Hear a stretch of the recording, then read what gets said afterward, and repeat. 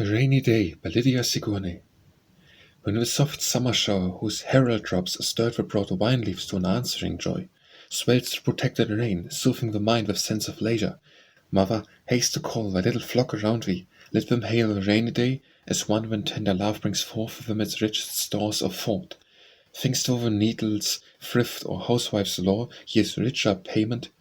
Mother, thou mayst stamp such trace upon the waxen mind as life, with all its swelling floods, shall ne'er blot out.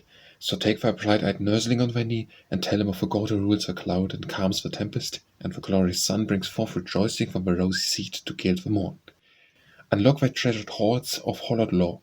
How little Samuel heard at midnight, neath the temple's solemn ark, Jehovah's voice, and hasted to obey. How young Joshua turned to Israel's God, and yet 8 summers ripened on his brow.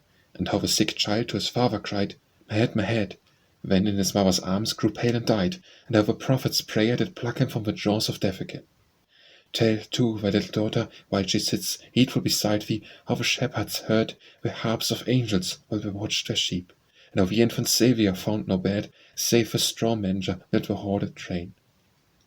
And how he raised the ruler's daughter up, when on her dead brow lay the weeper's tear, how at the tomb of Lazarus he mourned with his sad sisters, and when the wild sea and while the tempest raged, stretched out his hand and saved the faint disciple on the wave, who prayed to him. Then, when the moistened eye reveals the softening soul cast in thy seat in heaven and holy angels water it, so shall the spirit of a summer storm gleam as a rainbow, and thy soul goes up with its dread company of deeds and thoughts toward the audit of the day of doom.